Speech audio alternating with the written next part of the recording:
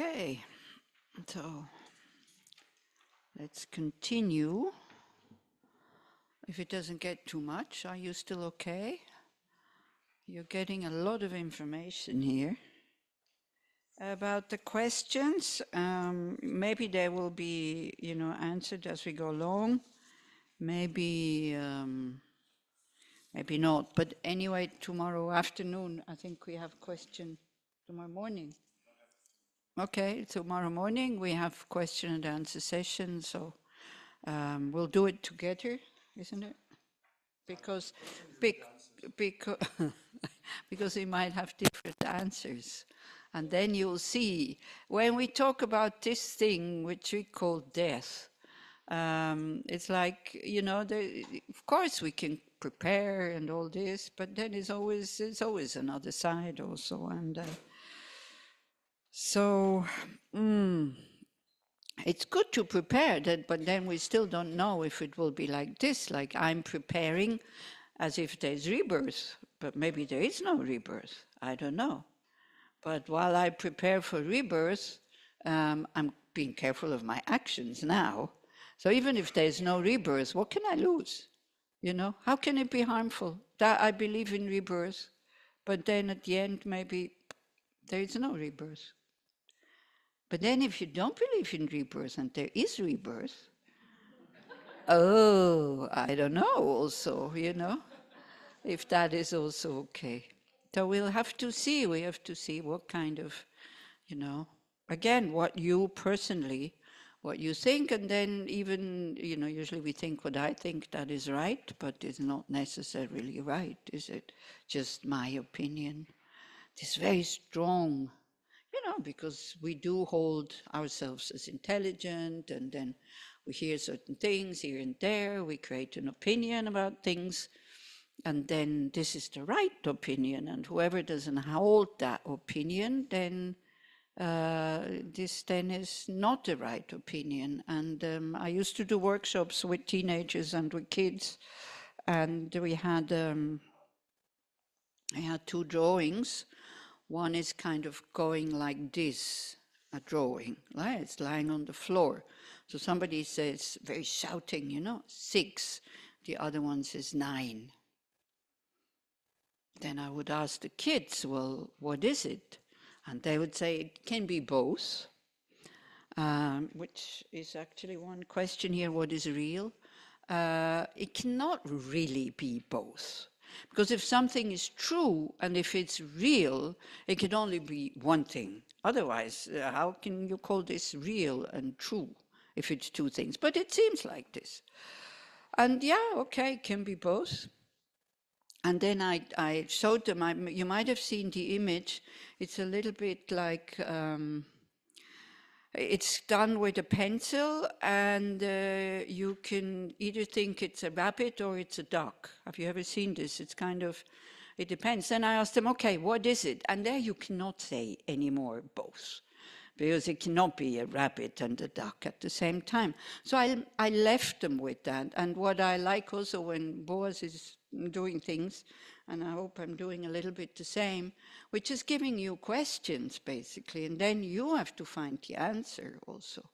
So then also to leave people without an answer, it's also a good thing, because then we remain curious, as Boaz was saying. If we have an answer to everything, then we become very fixated, and then if it's not like this, then it can be kind of thing. So we used to then discuss different opinions are just different. It is not necessarily that one is right and the other one is wrong. But of course, strong feeling that we have that mine is right and the other is wrong if it's opposed to mine, isn't it? Yeah. And then we have conflict, and then we have problems. Okay, so again, we have Buddhism gives you, especially Tibetan Buddhism, gives you a whole toolbox full of stuff. How to open the heart, how to just Ye, or whatever you had on your list, being peace of mind, being open, being calm, being confident, and all this. But all this, that's the problem with Buddhism. It has to be trained, because otherwise it's not going to work. And Buddhism is not so much a belief system, although when we look at Chenrezig and all these kind of things might feel like that, but it's an experiential vehicle.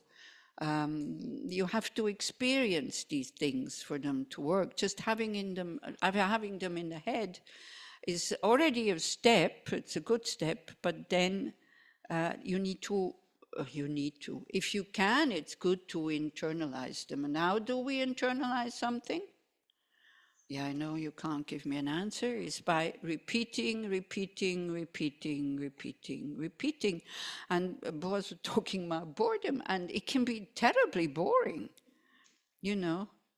But the thing is, at one point, and I know I shouldn't say that, but since the war started, because the Lama Zopa Rinpoche, there's one sutra which takes, the shorter version takes 3 hours to read it, just to recite it, and the longer version takes much longer, because then we started to do the long version, which is much more information, and you can actually learn something. The other one is just, I used to read it on powerful days, because I have faith in Lama Zopa Rinpoche that what he says, it will be of some benefit. I never liked that sutra. But I read it. We read it with Hila, and who else was there? I think Mina and Idan, I think even. And Boaz years ago in Netta's house, because it was now, as coming up in November, it was Lapab Tuchen. And I talked them into it.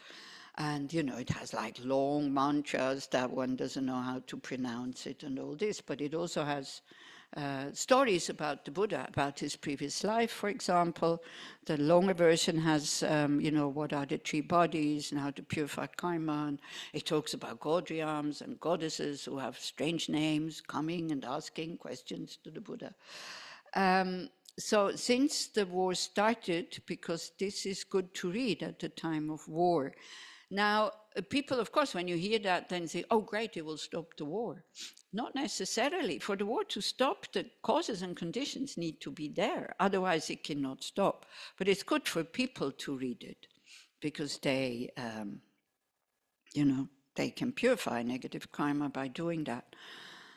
And so we do that every day since then. When I'm not there, like today, then somebody else is reading it. Sometimes we are, at the beginning, we're about 20. Then it's like less. Most of the people go bored, because one is expecting an immediate result. But I tell you, if you read this sutra 1 hour every day for 1 year, you will definitely feel the result. But you need to continuously read it. And then all of a sudden you start to like it. So it doesn't have to be such a long sutra. It can be something else. Daily practice. Right? Daily practice that you do.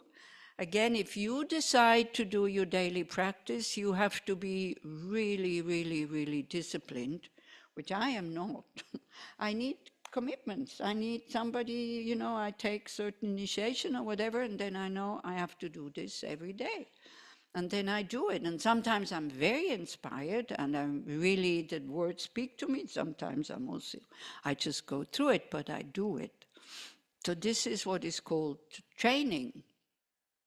Maybe we should exchange the word practice for training, but it's the same thing, isn't it? So we train the mind to be fully awakened, and then when we are fully awakened, then we could say what is real and what is not real, because there is a question here which comes now with the sutra. If everything is a projection of our mind, what is real? Is there anything real at all? It depends what you call real. This is one thing. And no, only like the ultimate level of existence is real, because it's emptiness. So there things appear the way that they exist, which is like just possibilities. But it doesn't mean that things do not exist, but they don't exist that they appear to us. They exist as a dependent arising. And this is just good to remember. It's not although things are empty, they still exist. It's not like this. It's because they are empty of inherent existence, they can exist. Because the seed is not itself autonomous, it can turn into a plant. If it would be itself, means it wouldn't need any causes, it could also not change. It would have been a seed all the time, it cannot change into a plant. So you have to hear these things again and again, again and again and again, to start to understand a little bit how our mind projects. But even then, you don't need to know all the four tenets and all this. We know it from our own mind, that certain things which are the same, depending on our state of mind, they look different. Something can look very attractive, and we can almost not bear not to have it. And then we get the thing, and then we totally lose interest. Children's toys. Children is a very good example. You know, kids so happy when finally you buy this thing. And then after, I don't know how long it lasts with children, probably not very long, and it's just lying in a corner and they want something else. And you say, hey, but what about this one? Ah, not interesting. It's the same object. So this is also, you can use this with children. Sometimes they start to understand something because you give them the object and you say, did it change? And they say, no. So what did change? And you don't need to give them an answer. They start to understand. They still want a new one, of course. And it's the same with us. We still have this kind of mind that is looking for lasting satisfaction. You know, this is how we want to die. Peace of mind, open heart, contentment, confidence, all these kind of things. And we're trying to find it in objects which are by themselves impermanent. So we're trying to find something that is lasting in something that keeps falling apart. It's like being attached to a rainbow. And then when we hear this, you know, and detachment, and people go like, oh no, I cannot enjoy anything anymore, isn't it? You become the very serious Buddhist or Dharma practitioner who says no to everything that will create a pleasant feeling. I know people like this, and even judge you for liking something. Don't you know about impermanence? It's like, wow, why do you like this? So it's not, pleasure is not the problem. Absolutely not. You know, I mean, people should have more pleasure, actually, more even worldly happiness. Maybe their peace of mind would be a bit more easier to attain. So pleasure is not the problem. We mistake it for happiness. We mistake it for something that we want.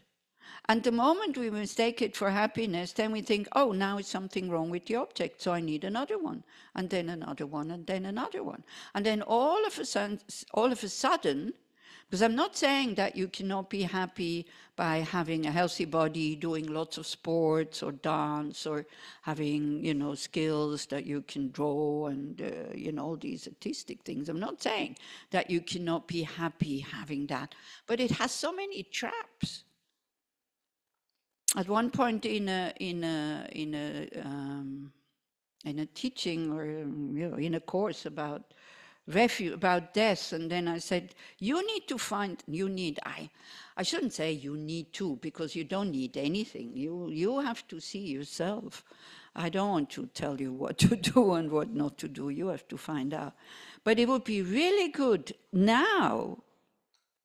I mean, here we are at really one opinion, is it? It's now, from now on, to look, where is my refuge? Refuge means something that, applying that refuge, then the heart opens, the mind calms down, you know, we kind of become more calm, something like that. I remember when we had these forest fires in Dharamsala. I don't know if you were still there. I mean, they were very close. They're coming down to the meditators' huts, and there's no helicopters there that will come and get you, or any, not even a taxi or whatever. You're surrounded by forest, and so they ask people to go with branches to try to kind of put the fire out. There wasn't even water. And I was so scared. I was really scared. And I couldn't function anymore. I couldn't sleep anymore. That's many years ago. I probably would still react the same way. When I heard the bombs and I said, oh, I had such a beautiful life, it's okay for me to go. Why? Because the bomb didn't fall next to me. I have no illusion that if one bomb falls next to me, that would I still come to Israel without any fear or whatever? I maybe not. I don't know, because also I see when in the street I follow people into some kind of miklat. Everybody jokes, everybody laughs. It's like you got used to it. You got used that nothing happens, isn't it? Me also. I just wait for the boom and then I continue. I continue with my work. So anyway, so then one person said, oh, well, my refuge is dancing. So I said, that's fine, but I doubt that you will be able to dance at the time of your death. So this invitation for you to see how I would like to die and what kind of mind states and all this is for you to check, will it be accessible to me at the time of death? Your refuge now. The refuge is where we find solace, where we find comfort, where we kind of, calm down. And quite surprisingly, or not surprisingly, I don't know, dying people, they go back to childhood. If you sing to them like a kid's song, that usually the mothers sing to them at the time going to sleep, it could be that they calm down. Because Ima is protection. Ima is here, everything is okay. This is the confidence that children have in their mother, because why? And in their fathers, of course, also. Yeah, of course. I mean, it's like fathers these days behave totally differently than fathers when I was a kid. Fathers were out working for money, and then they're not so interested in playing with children when I was small. So it's good. So it's also dads. So this is, it's good to find something now that you will have access to, even at the time of death. So we talked about guilt and being restless and confession also. And I'm kind of fortunate that I'm dressed like this and that I'm a nun, so dying people trust me. And I hear sometimes confessions, something that really, I feel it, and then I just ask them, is there something you would like to tell me? Because I'm not family, I'm not friend, they don't have to be ashamed. I don't have to get angry that I believed that lie for years and years and years, so they can really come out of it, and it's great relief. And it's great relief that they can say it. And this is another thing, it's out of experience. If you confess to somebody, it is much more powerful than if you just think it, or, a living person. It's very powerful. So, but it has to be somebody that you trust, of course. And it's these relationships are very difficult. Also at the time of death, maybe somebody asks you for forgiveness, and you just cannot. Then don't go there, from my side. Or, at least put yourself in that person's shoes. Because guilt is very strong. It cannot be, as Boaz was saying, it cannot be retained anymore, because the mind is not strong enough. The distractions are not strong enough anymore, and the busyness of daily life to retain it, and then it comes up, and it can be quite small things. So also, then if you ask me, then what do you say? I don't know, it depends on the situation. It depends what the person needs to hear. And usually if the more I'm calm, the more I trust. In general, when I see they're eaten up by this guilt, I usually say, well, okay, if it's only that, it's okay. You could have done much worse. It's like we forget when we blow it up like this, or maybe it is something big, but it can always be bigger. And so that you can apply that to yourself also. When you feel guilty, and you don't do anything about it, we have to pay.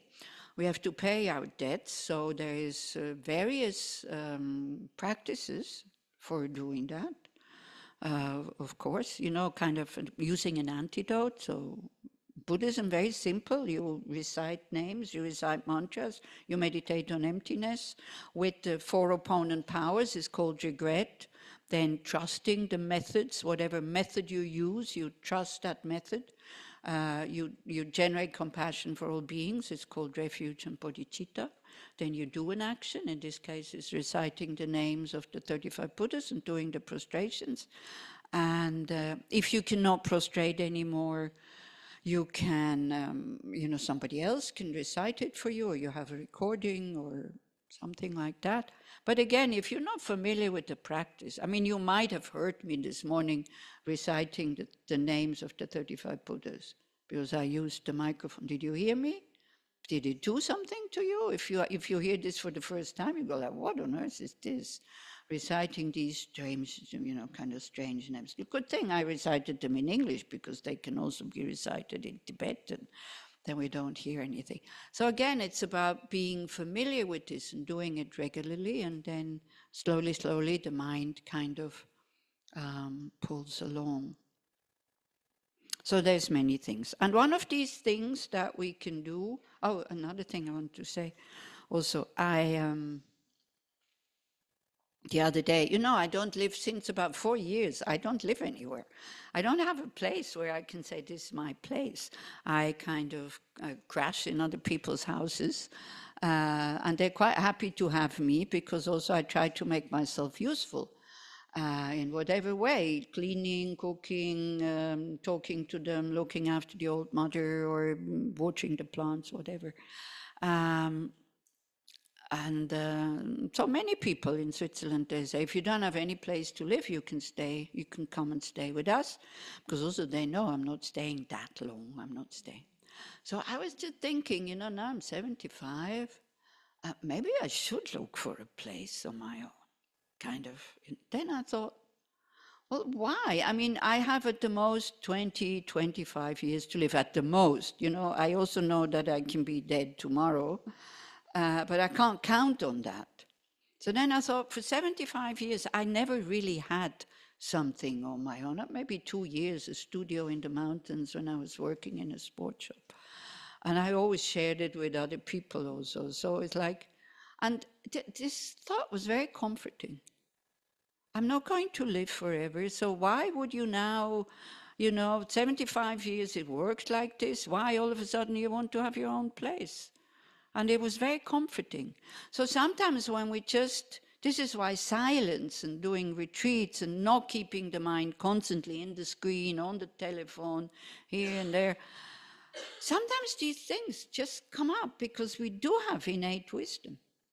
We do know. And then it just comes up and we can examine it, and I thought, yeah, it's true. And then if nobody says anymore, if you don't have anywhere where to stay, you can come and stay with us, then maybe I start looking for something. This is also preparing and all this, it's okay, but we prepare. Maybe it's never needed also. Well, that's another thing I wanted to say. And Boaz was talking about Edith Journey, this nun who was preparing a cave to do a 3-year retreat in Lahul, because it's a very long story. She's very angry. She suffered from her anger. She got thrown out just about everywhere as a nun. And she was so desperate, she wanted to kill herself. And I met her, she was still in Dharamsala, and I met her, I saw her storming away, because she was meant to be on this, sharing this apartment with some other nun, and the other nun found out how she is, and she said, oh no, I don't want that, and then started spreading stories. And anyway, she was so angry, and I kind of ran after her and went to the place where she was staying, and she had already taken off her robes, and had the box open with her lay clothes, and she said, look at me, I mean, I'm a nun, and I have all these fits of anger, and it is not possible, and I want to kill myself. So I didn't know what to do, because she was also very strong. And so I said, okay, let's go and see Kitty Rinpoche. So I went down with her, but then I know many people. So the people on the way, they stopped me, they want to say hello and this and that. She got so angry, she ran away again. So I thought, okay, I go and see Rinpoche by myself. And he said for me to do this and this and this prayer. It was very short, I can't even remember what it was. And I came back up, she was totally changed, and she said, I'm going to Lahul. She had met Tenzin Tenzin Palmo on the way up. I'm sure Rinpoche sent her. And this, you might know her, Tenzin Palmo is probably the most famous nun, and except for Pema Chodron. And she told her, go to Lahul, people will help you there. And she went and she met Lama Paljor, who also sometimes comes to Israel because he's Leora's, he became Leora's mentor.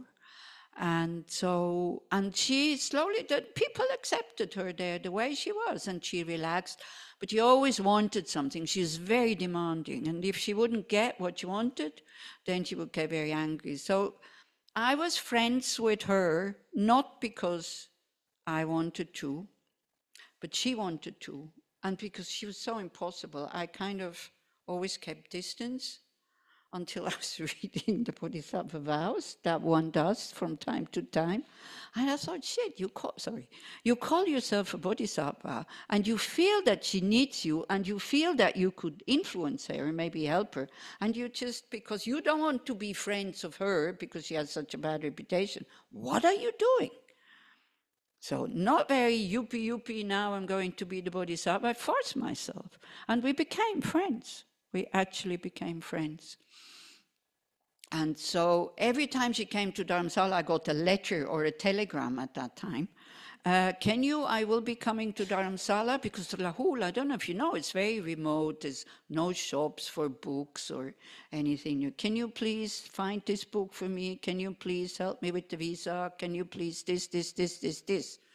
So I usually did. And then I got this letter from her by post that she is in Manali in the hospital and she has cancer. And I thought, oh no. In Manali, of all places. So I tried to go there. It was monsoon. There was a landslide. So I had to cross by foot and all this. But she was already operated when I came, because the telegram didn't arrive as telegrams arrive, very, very fast, very quickly. And so she was already operated. And they had closed her up again and said, there's nothing we can do. So all I could do is go to Delhi and buy, this colostomy. She had like grows like this, and it had already gone in different things. So they gave her morphine, it's called. You can just put it under your tongue for the pain, and that was it. We can't. They not. They don't even give you 5 minutes. They say, this is it. We can't help you. And so she had a friend in America who was a nurse who said, if you want, you can come with me, and then you can die in my house. And she said, no, I'm going back to my mentor. This is a place where it was fall, or it was monsoon. So that's, September, like this. This is a place where there's 40 degrees below zero in the winter, where once you're there, you cannot get out. You don't have warm water or anything like that. But she wanted to be next to her guru, which then started to give her instructions what to do with the mind in these maybe 3-4 months that she was still living.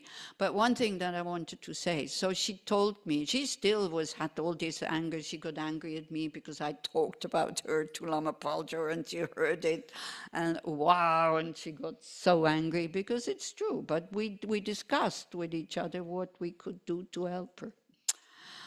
Oof. And so, but then she said, in Manali there's a statue of Padmasambhava. So she would go there and pray, please make sure, or please help me with my visa that I can do this 3-year retreat.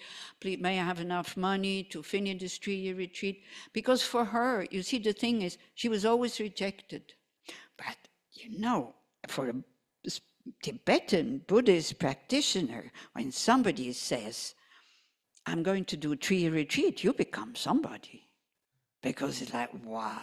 And all of a sudden, people changed their attitude towards her because of that. And she liked that. Of course, she was attached to doing this retreat because of many, many things. And so she said, I was sitting there and I had nothing to ask. Because I have enough money for the 3 months that I will still live. The visa will still be okay for the 3 months. I cannot go to the cave because the body is finished. All I have to do is do these practices down in Kelong, in Kardangompa, and then that will be it. And she said, I was so happy. So it can be comforting. This is why I keep telling you, you will not live forever. It can be a comfort. Doesn't have to be frightening. Okay? So especially for people who have difficult lives. So I wanted to tell you the story about journey.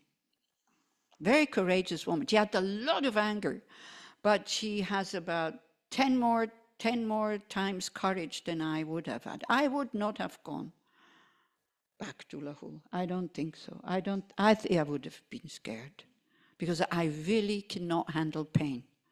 I cannot. With all the meditation and all this, I cannot. I had the second knee operation. I didn't tolerate the morphine or whatever they wanted to give me. I kept vomiting. So until they had found something else, I had really bad pain. And I had these dreams. I would sleep sometimes, slumber, of war and blood and fighting and this and that. I thought, oh, wow, this is also, if you have something in your body, the mind in your dream interprets it, not necessarily to what is there, but in a totally different way. So I thought, wow, in the bardo, in the intermediate state, it's like that's the mind is going to be totally uncontrolled. See, between death and rebirth, it's like a dream body. You do have a body, but it's like in your dream. You do things and things happen and all this. So it is just as uncontrolled, or maybe even more uncontrolled than when we dream. When I'm awake, I can still, even if the kindness doesn't come naturally, I can still somehow, retain my body language or my speech or whatever. In the dream, impossible. Isn't it? So we better die with a good mind state. And this is also, I think this already, kind of answers that question about sedating people. It's very, very personal.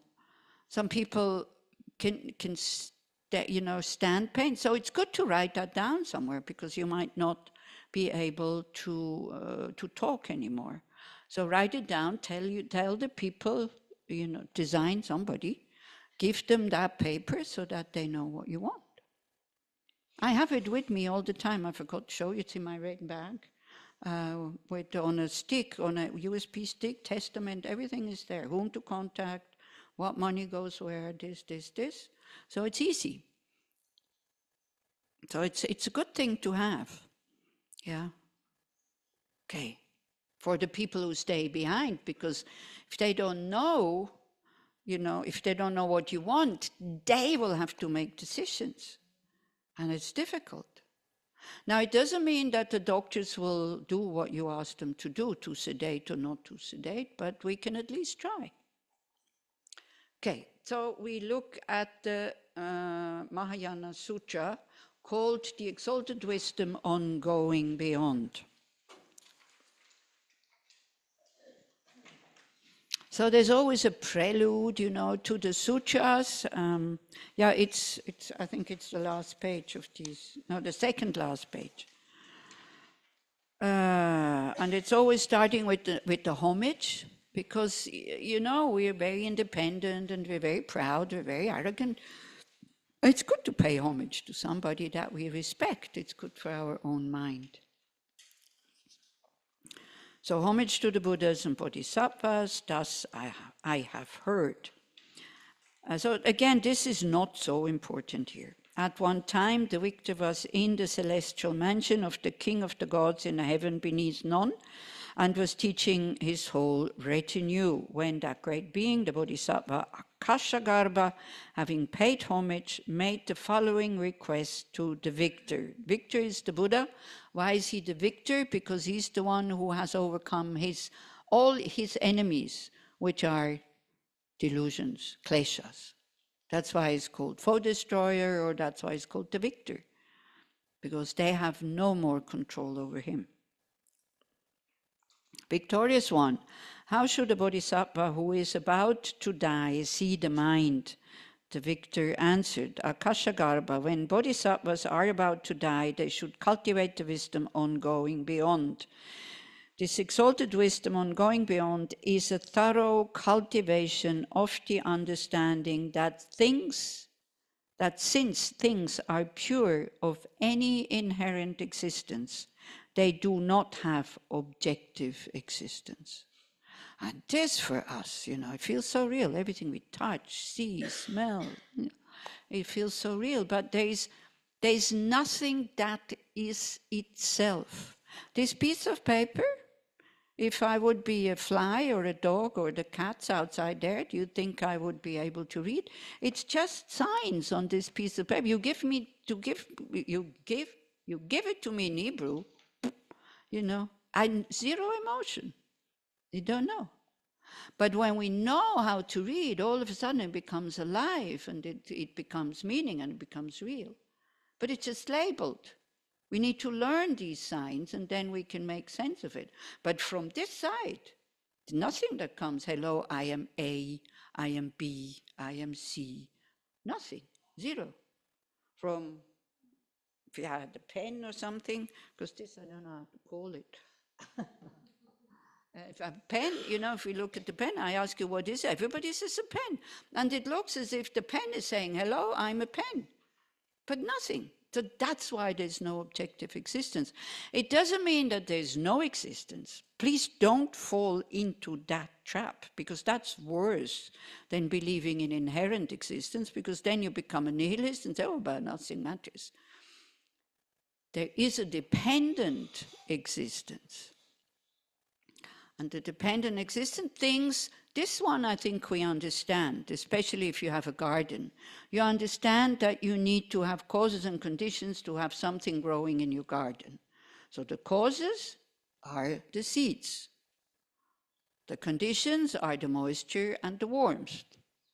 And then something grows. So things are dependent on causes and conditions. And the seed is not the plant. And the plant is not the seed. There's a continuity, but there's nothing fixed in there that continues. Everything is changing all the time, all the time. Boaz would be more suited to explain that, I think. So that's one level of dependence. This one we understand. Then things are dependent on parts and particles. That we also understand more or less. And then things are, you know, they're dependent on labeling, to give them a label.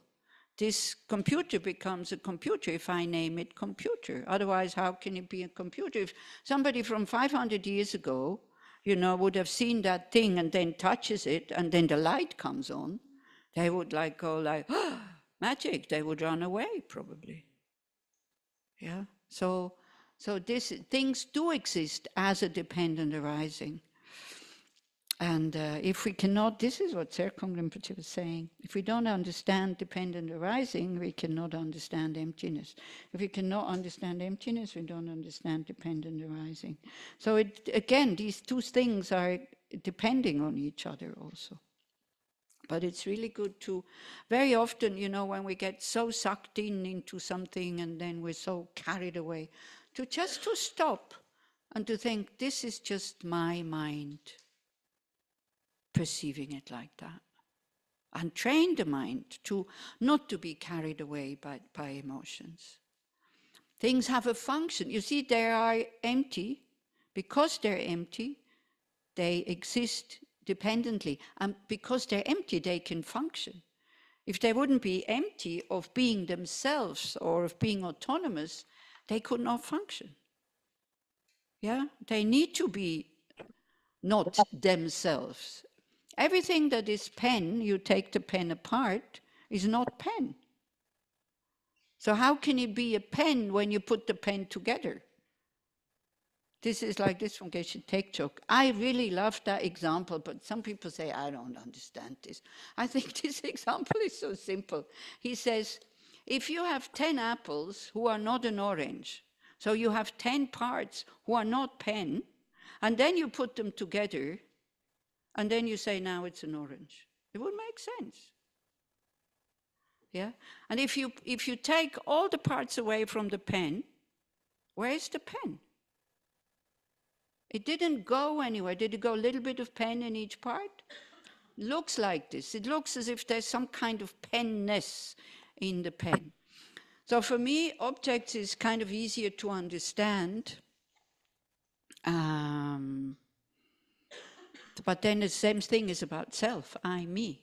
That we project a self, an I, a me. I'm not talking about soul or anything like that, because if there is a soul, I cannot feel it. But I can definitely feel my I, myself, when it doesn't get what it wants, right? So this one, a third entity that we add to the body and the mind, and that one doesn't change, and that one clings to existence. That one is depending on the body and mind for it to exist.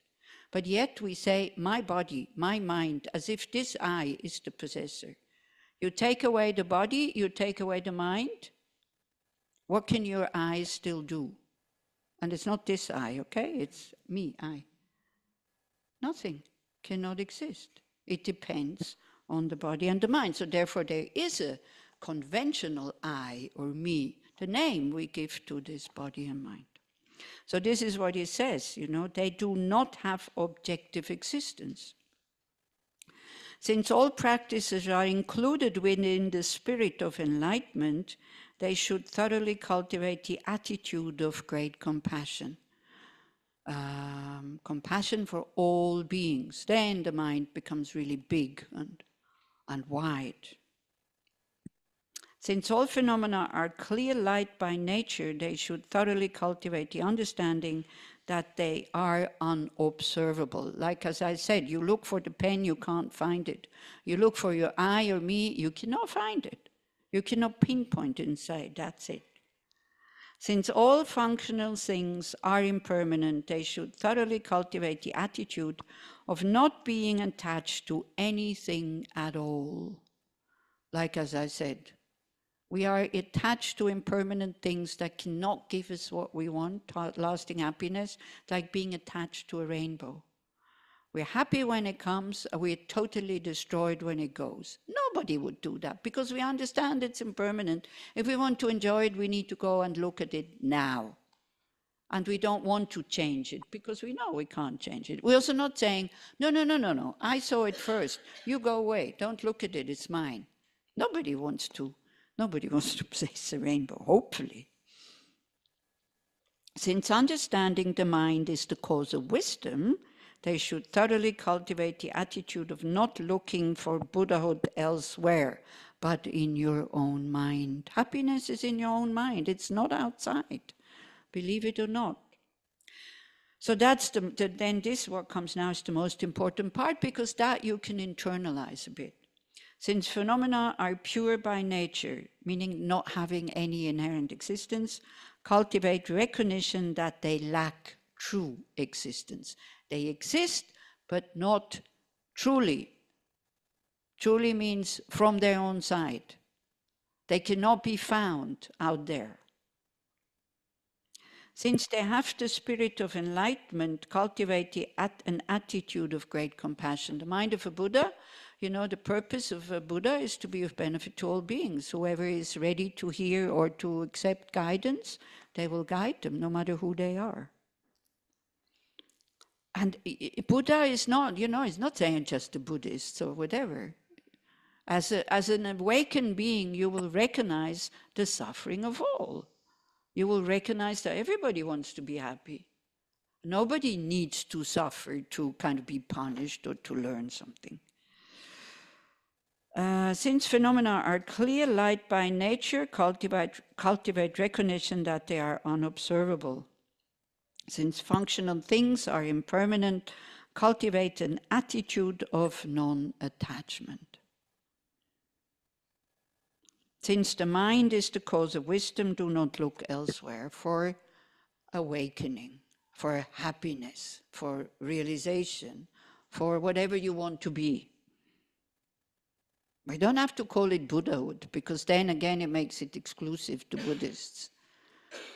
As we said, as Tsongsa Khyentse Rinpoche says, the only person who is normal is a Buddha, because they see things as they are. They have zero wish to harm somebody, and they have only the wish to be of benefit.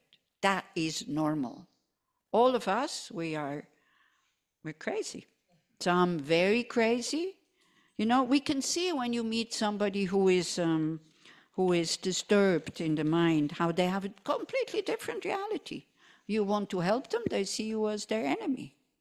Yeah, they even attack you.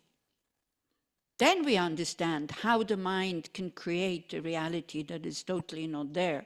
But because we're not certified crazy, then we think we're normal, but we're not. We're human. Sometimes anger and all this, people say, yeah, but I'm human. Yes, you're human, but human doesn't mean you're realized. You just have the intelligence to attain awakening, seeing things as they are, and being able to eliminate all your kleshas. You understand the word klesha? Something that disturbs the mind, right? Something that makes the mind unsubdued, very narrow, and exaggerates or takes qualities away. Something you cannot see clearly anymore. Something that makes you not yourself. And sometimes we even say it. We say, oh, I don't know what happened. This doesn't feel like me. Yeah, when we go and apologize, sometimes when we're very angry, and all of a sudden the anger is gone, and you go, oh no, what happened? And we say, that wasn't me, but it was you, It was your anger, which is not you, by the way. So for those who are Jungian, Jung used to say, this is your delusions. There's no good English word for that. I think delusions, afflictions, kleshas or nyamon. It's like, it's not you, don't identify with them, but you have them, so we have to take care of them. It's your responsibility. And then there's all kinds of methods also in psychotherapy, but sometimes I was invited to a Jungian group at one point. We talked like this, They didn't really want to hear what I have to say, although they invited me. I wasn't so interested what they have to say, so it was pretty useless, the whole thing, to be honest. But it was nice. It was very friendly, and but I didn't, how can you explain Buddhism to somebody who already has a view what the I or me is? It's impossible. Because then, and that's what we also do, we take something, but it doesn't exactly fit my view, and then we start to manipulate it so that it fits my view. And it's not helpful. If we want to learn something, we have to let go of all these views. So now comes something kind of really strange, which is the disabsorptions, which I will explain, and then we will go through them. Oh, I still have half an hour. So this is this page, this thing here where you have the chart. So when we are alive, we have a body and we have a mind. And most of the time, we are just in contact with our gross body and with our gross mind, which is the perceptions, the thoughts, and all this is the mind and the body. But we also have a subtle body, which you might have heard about meridians. Yeah, hopefully. We believe, right, that there is meridians. We are not people who work on faith, aren't we? But have you ever seen a meridian? No, but we believe it. Why? Because we can see that somehow it works. But then not everything that works is exactly the way we think it is also. You know, we can make conclusions that are absolutely not logic. You know, if somebody would now come, or somebody would, like 500 years from now or 1,000 years from now, all of a sudden they would see a phone booth, what would be the conclusion? You know, the phone is maybe gone, but just like this thing, they would think that, oh, I wonder what they did in these cabins there. You know, they would come to a conclusion because they would also have intelligence, I guess, but not necessarily the right ones, because no more traces that this was a thing that one could communicate with other people. Yeah. So like that. So, yeah, we do believe that there is channels, it's usually called, or meridians or whatever, and then there is air in there, air, Tibetans say air, chi, prana, kind of life energy. And this is, by the way, why we chant mantras. And this also, Tsongsa Khyentse Rinpoche, when he says, our body and mind could be used for so many better things, but we're so limited. And he says our body and mind is like a clarinet who is lying in the sewage for years and years and years. People walk over it, and you know, you take it out, you want to play it, and it's or something, but you cannot play it. So what do you do with it? You have to clean it. So visualizing these images, which are made out of light, which talk to our more subtle mind, chanting mantras is like cleaning the subtle mind and the subtle body without needing to understand. You know, if you have a brush to clean that clarinet, you don't need to know where the brush comes from and exactly what it's made of. It just needs to do its job. So that's sometimes quite a good explanation, so that we don't need to know everything about mantras and all this, because again, it's out of experience that it will happen. So at the time of death, this gross body, it loses the power to be the container for the mind, and then it becomes more and more subtle. So the body is made out of elements, yeah, you know, like 4 or 5, because space is kind of also an element. And then one after the other loses its job or loses its power at the time of death. Also, by the way, when you go to sleep. So the first element that loses its power is the earth element. So when you go to sleep, your mind goes into a more subtle level. It goes into a dream state. So you can have experiences, but it has nothing to do with what's going on outside. Maybe kind of interpret something that happened during the day or before, or me with my pain in the body, but it's not happening the way you understand it. So have you ever had that feeling that you fall asleep and all of a sudden you have a feeling of falling, as if the earth does not support you anymore? And this sometimes, because this then, you know, you go, and we wake up, and then what do you do? Again, I can't ask you. What I do spontaneously, I grasp an identity. Who am I? Where am I? What is going on? You know, at the moment I remember where I am, I calm down. And then I go, blew it again.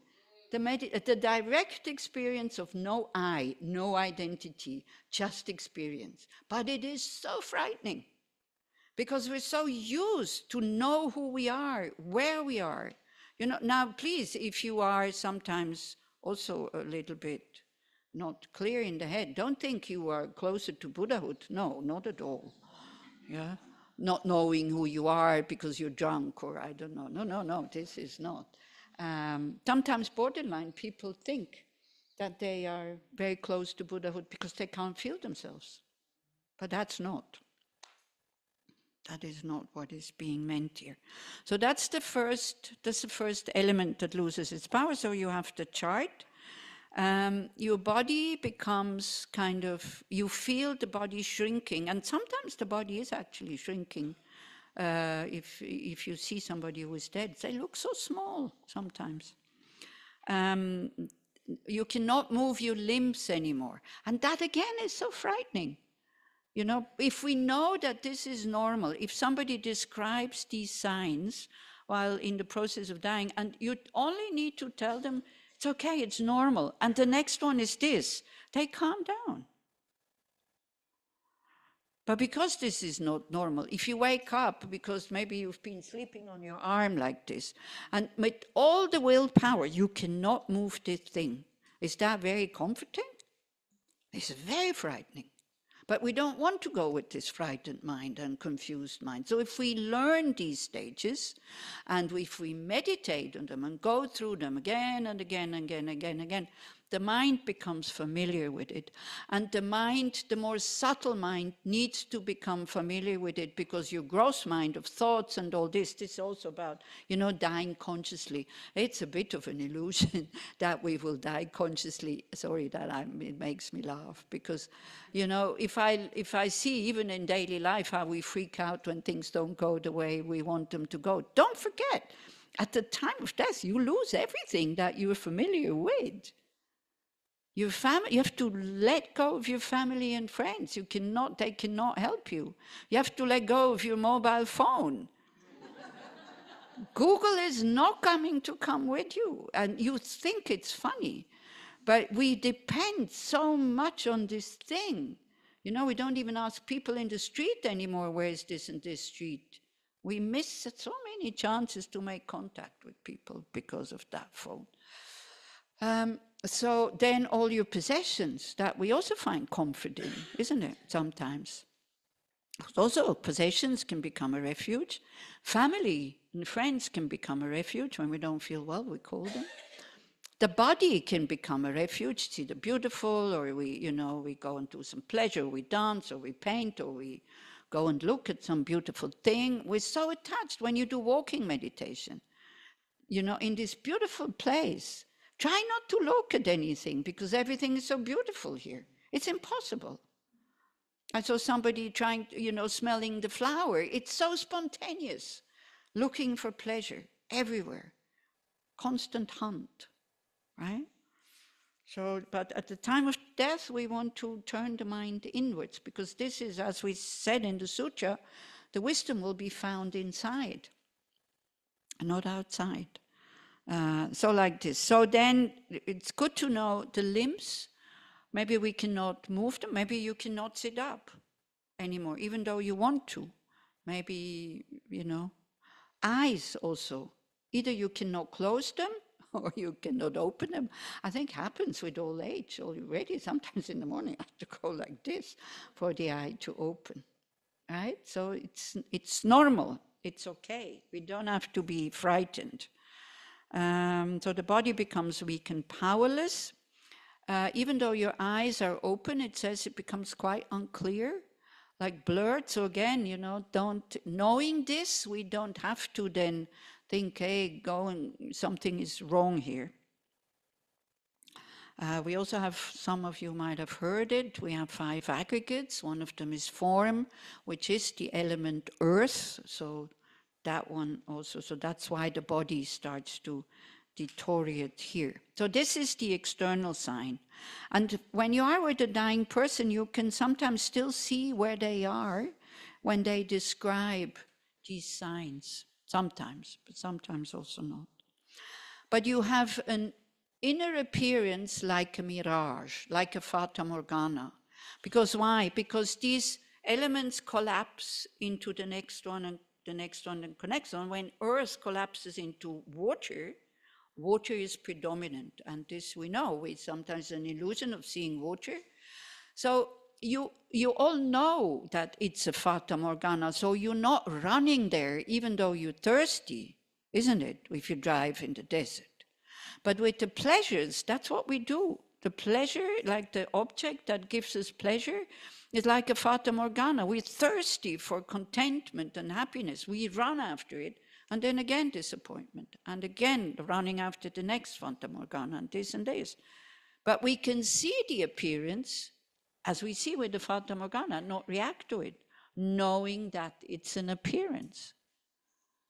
Yeah? So you have an inner appearance like a mirage, they say. Then the second one, the water element collapses into the fire element. So the inner sign is appearance of smoke. And this sometimes, this is when maybe Boaz also, sometimes I have people, when I describe these experiences, they say, oh, this is what my granddad said, or, oh, this is why the mother said, why is there smoke? Because they actually see it. Somebody at one point said, dry up the puddles on the ground. There were no puddles on the ground. Somebody said, my granddad, he screamed, I'm being sucked into a toilet. And so what do you do when you don't know about these absorptions? You tell the person to calm down. No, look, you are lying on a bed, everything is okay. But they still feel being sucked into a toilet. Maybe much better to say, yes, I know that's why it feels, because, and you explain, because the earth element doesn't support you anymore, and the next sign will be this. Then they can focus on something and know that, somebody knows what's going on, it's okay. Also, sometimes in Tushita, when people came, with Lung, and they were so frightened because you feel like you're having a heart attack sometimes. And it's really frightening, and they would come in the middle of the night, kind of bang on my door and say, oh, I have this, and I would say, and you have this? Yes. And you have to go pee? Yes. You have a dry mouth? Yes. I said, okay, you have Lung. And they calm down. The moment you can put a name on it, the moment they think somebody understands, as if I would understand, I was just able to put the name on the label on it, and then they come down, then I usually let them come in, and I made them a hot chocolate, and then they would just stay there until the morning, and then go and see the Tibetan doctor, Yeshidondan, come back, very happy. I have Lung. Yes. Lung is stress. Too much stress, you push too hard in your practice. You're not relaxed enough, and then the winds in these energy channels get all kind of like knots, and they gather somewhere, and it's blocked, and then it's painful, and it's quite frightening, and it pushes the water element upwards. So when you have Lung, you cry very easily because the water element is being pushed upwards by these winds. Yeah. So if you know that next time, then the remedy, of course, if you have a Tibetan doctor, you go and see him. They give you pills for that, who are very bitter and very disgusting, but it's okay. They do work. And but what you can also do is not eat light things. You can use your food also to work with these elements. If you do Ayurvedic medicine, then you know these things also, right? So you don't eat salad, you don't drink coffee, no black tea, you eat heavy, like oily stuff. And then that could also help. And you go with people who laugh a lot. If it helps, you drink a beer, like Chang, but warm, not cold, right? So there are certain things you can do to adjust, and you relax. I mean, Lung, as a practitioner, this is the path to go on holiday. You have to stop. You have to stop your meditation and your practices, otherwise it's not getting better. You really have to relax. If you're not married, if you're not ordained, and if you have a partner, sex is very good also to reopen up the channels. Yeah, so the winds are too contrived in that. Okay, so the next is like water element kind of collapsing into the fire element, and this is why we have an appearance of smoke. And everything, all the body all the body liquids dry up. That also you can see with people who are about to go out. So you have these things where you can wet their lips a little bit. And that also when we go to sleep, sometimes we wake up totally dry mouth. And then we try to get the saliva back. At the time of death, you cannot get it back. So it's good to know that already now, so you don't even try. And then get frustrated when it doesn't work. The good thing here is, so that's already at the second stage, the aggregate of sensation is losing its power. So our aggregate of sensations, when we make contact, and experiences it as pleasant, unpleasant, or neutral. So you still feel the contact, they say, but you're not feeling it if it's pain as unpleasant or a very nice bed as pleasant, like there's no more reaction to it. It's just sensation. Like when you are, the dentist, you still feel that he's doing something, but it's neither pleasant or unpleasant, unless your mind makes something out of it, but so that's okay. So that's quite good to know, that this the aggregate of sensation loses its power quite quickly, like grows. Mentally, yes, mentally you still react, but bodily you don't react anymore. Then the hearing goes, also the sounds become very distant. Also when we go to sleep, I used to fall asleep in front of the TV when I was younger, all the time. So the sound goes. You don't hear it anymore. Also in India, if you have disability, I don't hear so well because I can't hear on the left ear, so it's great. I just lie on the right ear. And then the sounds are not so loud. Did you hear the dog this morning at about 4 o'clock? No? Okay. I heard it, but I wasn't disturbed. I was just thinking, oh, it's like Dharamsala, where the dogs kind of barked the whole night. So it's okay. No, not monkeys, it was dogs. It was a dog. Poor dog, for, quite a long time. It just barked and barked and barked and barked. So I tried to send some light and talk to him like there's nothing dangerous here, you can stop. And then at one point he stopped, but I'm not having the illusion that it's because of my thoughts. So it's okay. But we can try, we can at least try. Maybe it does work, I don't know. Hmm?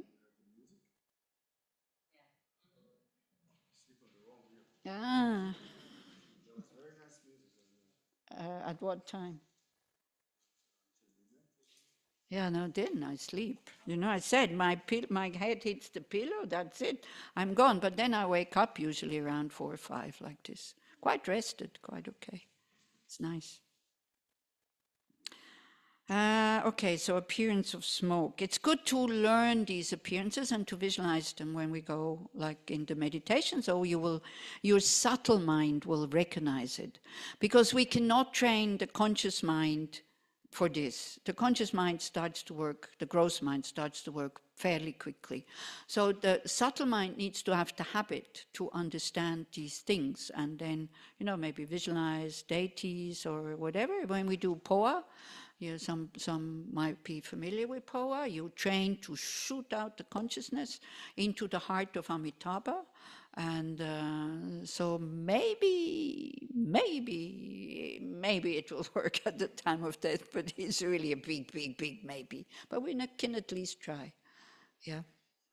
So that the consciousness then will go there. Of course, neither the consciousness exists from its own side, nor Amitabha. And that will be the key to Devachen. Okay.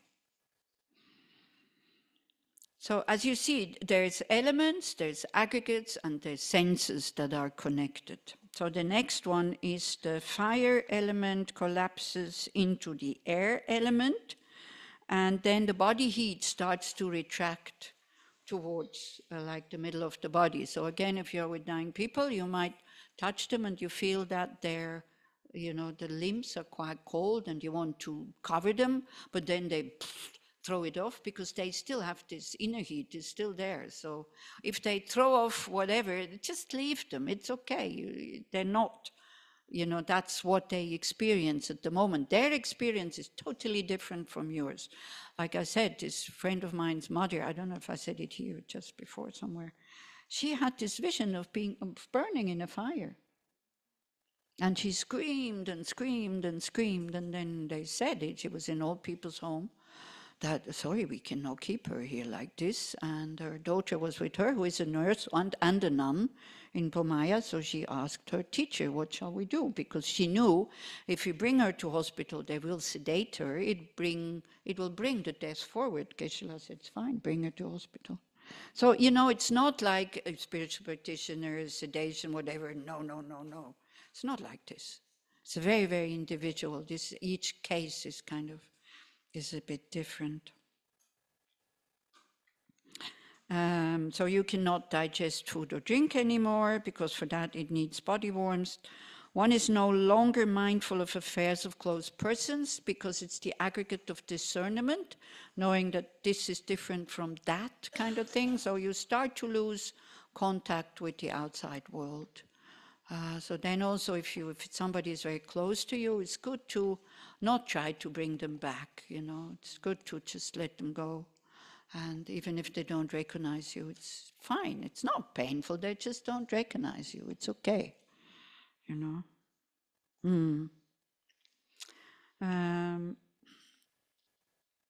So as it says, one can no longer remember the names of close persons. So now, I said my memory is going quite bad, okay? This is why also my meditation has become much better since then, the quiet meditation, because I used to think in the meditation, what shall I say when it's my turn and this and that. Whatever I try to think in the meditation, what I want to say, it's gone by the time I sit here. So I don't have to prepare like this anymore. So that's good. So you can train when you cannot remember a name, like when you are getting older, or a song, or a movie, or whatever, it's okay. You don't need to go grasping for what's the name of that person, So I think Google is quite good for that, because it's not this grasping mind who is searching. It just goes into the Google, it gives, and then you calm down. So, but it's a good way to train. So you see, when I say to people, I say, well, I don't really want to teach anymore, because also I have very, very, very vivid fantasy. I could say just about anything that makes sense. I have this kind of karma. So this is why I said, because my brain is going back. People say, oh, you can do mind training, memory training. Then I say, I don't want to. I want to train to be even worse, and then it's okay, and I don't have to double suffer because of that.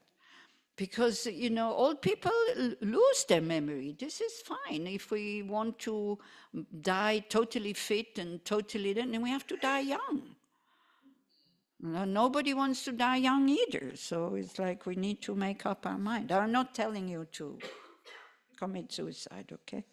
So it's okay. Also people, I can't hear my left ear. For me, it's okay, because I live alone. I don't have a partner. If you have a partner, then you need to have a hearing aid. Mine is, we tried, it doesn't work. Somebody then said, how long ago did you try? I said, well, about 10 years. Oh, now they made so much progress, you can have an operation. I said, no, I don't want to. It's okay, I don't need to hear everything. But that's my way of dealing with it. It doesn't have to be yours, okay? So if you ask somebody, how are you? And they say what's going on with them, before you give them advice, ask them if they want to do something about it. Because you see, when you're lazy like me and you don't want to do anything about it, and people give you good advice, you feel guilty about not doing it. You get doubt if the way of me of dealing with this, if that's the right way. So people just put doubt in my mind, because I know I'm not going to do it. Okay? So also that's also how to deal with old people, not just with dying people. Just, ask them, do you want my advice? I could maybe tell you something you could do. At least give them a choice, instead of just throwing it on them. And use the advice for yourself. Because it's so easy, when we say somebody's well, don't worry, relax, it will pass. Use it for yourself, because it works for yourself. but not for others. Okay, so the fire element is about to collapse, and then we see sparks. And this also, when we faint, we go through these absorptions. So maybe the sparks, for those people who have fainted, or for the people who have very low blood pressure, and then you get up very quickly. Yeah, have you? Yeah, exactly. It goes like this. Have you ever fainted? Somebody? It's great. It's great just the moment when you come back, but a very short moment. Because then we're still in the somehow clear light kind of thing. You don't know who you are. It's very spacious. But because then we get frightened and we get embarrassed, oh no, it happened again, and we see all these faces around us, then we spoil the whole experience. No, I'm not joking, because the mind is in a more subtle state because it all absorbs. This is why the body cannot hold itself. This is why we fall. The hearing goes also. We feel like being wrapped in cotton. I know, because I used to faint just like this when I was about 20 years old. And somehow I did like it, because I never injured myself. I felt very soft, like just boom. And this feeling when you come back, and then when I saw this, then I started to understand that's what it is. The mind goes into a more subtle state. And I'm still alive, it's okay, you know. It's like, we can use anything to learn a few things. So you see fireflies, because why? Because when the kind of water element absorbs or collapses into the fire element, there's smoke. Yeah, water, fire comes together, there's smoke. When the fire element absorbs or collapses into the air element, like blowing into a fire, makes sparks or fireflies. It kind of makes sense how that these appearances come about. So this is the aggregate of discernment, as we said. So you're still alive, right? And then here already, actually also, because the fire element is about to absorb into the air element, then breathing becomes very difficult. And the people make sounds that are very unpleasant when you're there and quite frightening, like, Now the doctors tell us that he has absolutely no discomfort. It has to do something with water in here, but the doctors say we can do something about it if you want to, but for the patient it's not disturbing. So anyway, so then you would know the sign, now the fire element is about to collapse into the air element. And also the exhalations can be very long, and inhalations are quite labored. It's quite difficult for them to breathe. Some of you who have been with people who are on the, in the last moments, you might recognize some of these. I see people nodding. Some of these signs. Then the last one that absorbs is the wind element. So breathing stops, right? You're kind of clinically dead, because also the heart stops, but the mind is still in the body. And now science, they find out all kinds of things, that even though the person is dead, but there's still something going on in the brain, and it's like a big storm happening, they say. This is what German scientists came up with the other day. And then it is finished. So like, a last kind of thing. Don't know, right? I can believe them, but I don't know. So it's the other thing. When science says it, then it's true, isn't it? When Buddhism says it, not sure. Buddhism has been existing since 2,600 years, and they have not changed their mind. It's still suffering. These are still the causes of suffering. This is still the cessation. This is still the path. How many times has science changed their mind? Yet, science better than Buddhism, not sure. Don't take it personally. What, the Buddhism?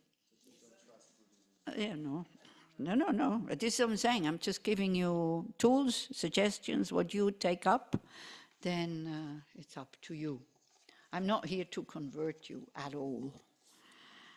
Then the air element. So you have a feeling. So air absorbs into space, basically, into vacuum. So then you have, like, if you have a candle, and then there's no more oxygen, then slowly it starts to sputter, and slowly it dies. So that will be the appearance. So at this point, you don't know who you are, you don't feel anything, the mind is still in the body, so don't worry if somebody kind of cuts you up because you said you would give your organs or whatever. You will not feel it. But if you decide to give your organs, which I have done, because me, meditating consciously until the clear light, I know myself, I don't have chance. So I'd rather do a last act of generosity if somebody from this old body can still use something, maybe the eyes or something, I don't know. So it's okay. But I need to remind myself, because the subtle mind will still be hovering somewhere. As they say, sometimes people have near-death experiences, they see what's happening to their body. So I need to remind myself, when I stop breathing, that very moment, somebody will come and cut up my body. Maybe they also say, well, it's too old, cannot use anything of that things anymore. I don't know. But this also is a very personal experience, personal decision. If you have a guru, it's good to ask that person that knows you whether you should just be left alone or whether it's okay for you to sign a paper that you want to give your organs. If you don't have a guru, then you need to decide for yourself, but you need to be prepared.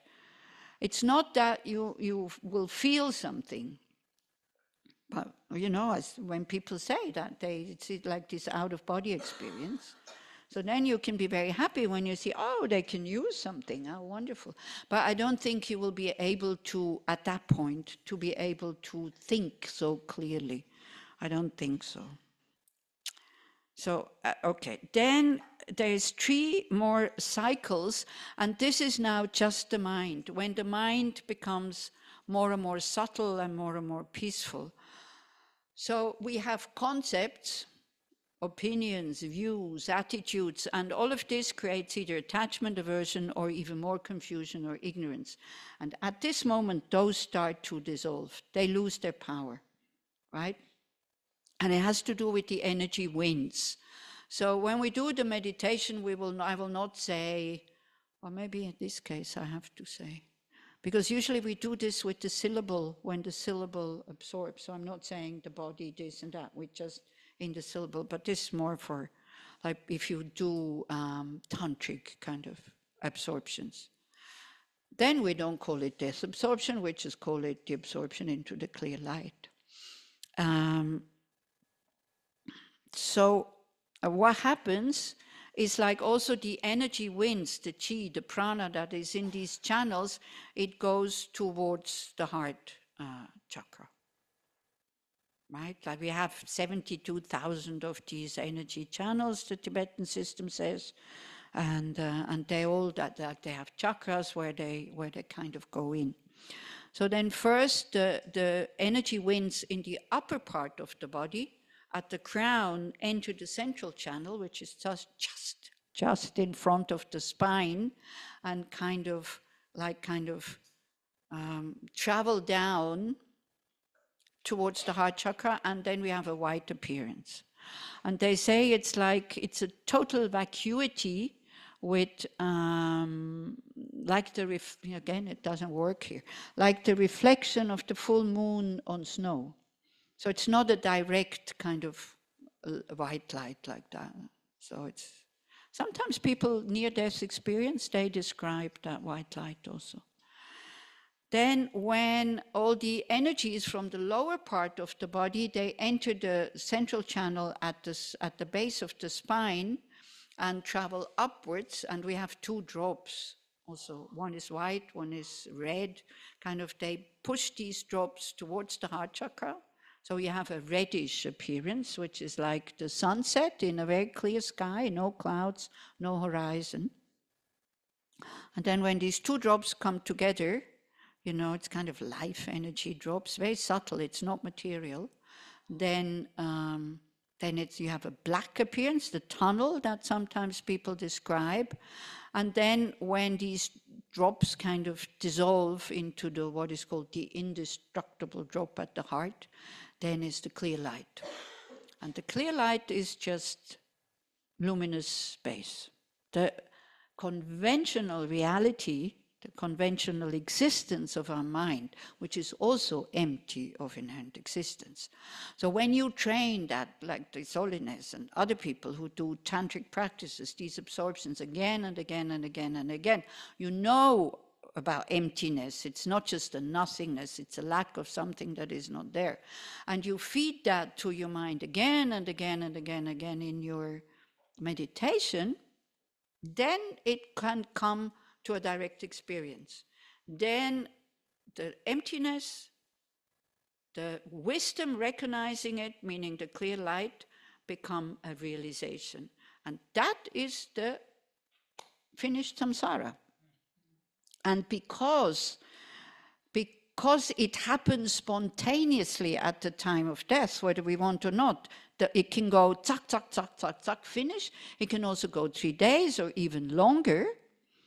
So when you're familiar with it, then you might have a chance to really recognize it, and then it's really shortcut out of samsara.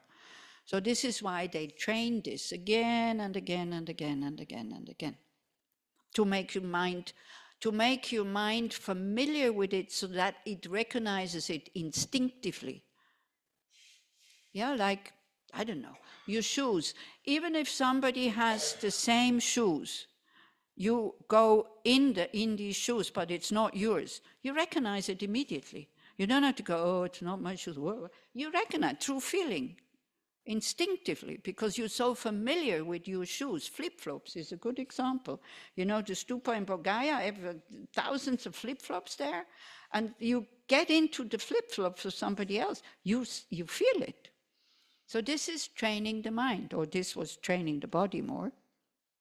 And by doing these absorptions again and again and again, we can then maybe, when the mother clear light, which is the natural clarity, clear light of the subtle mind, like the nature of it, like the humidity and the water, you cannot take these two apart.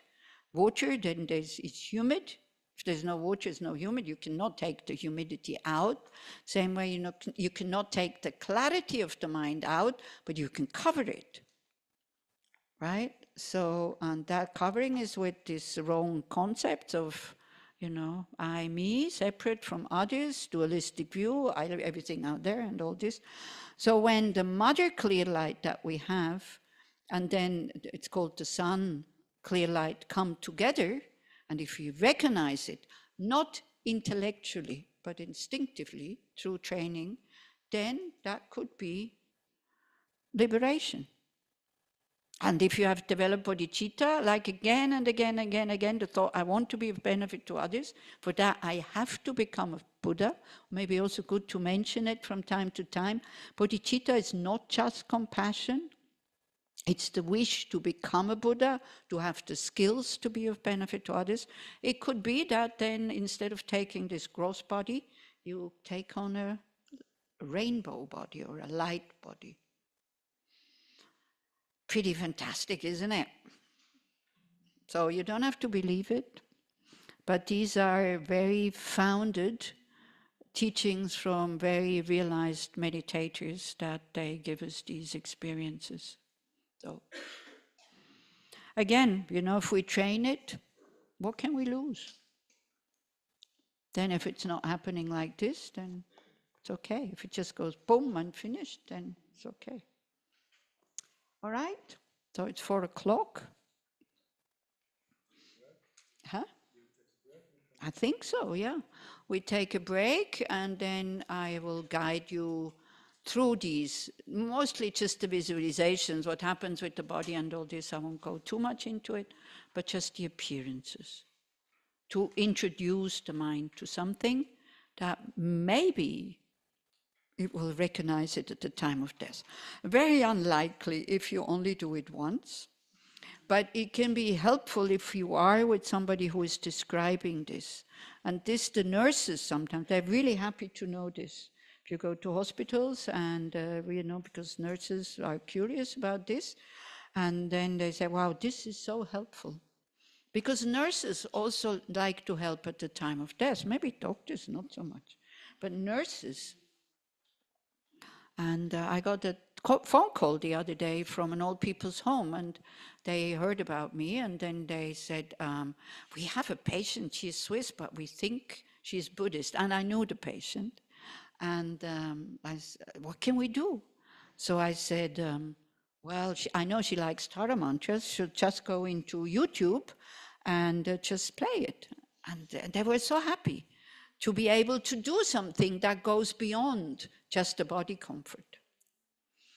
And then I said, I will come and visit tomorrow. And today I can't because I have to lead meditation this evening. Then just before the meditation started, I got another phone call and they said, now she died. Can we do something else?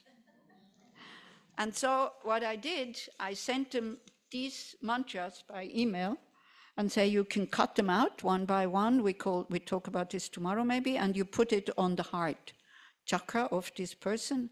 And they were so grateful to be able to do something for somebody beyond death. In Switzerland. Yeah. People like to help if they know how, but we're so frightened that we're making mistakes or this and that. So, yeah. So somebody is asking to see me about something. So I'm going to room 29. If you want to come, it's okay.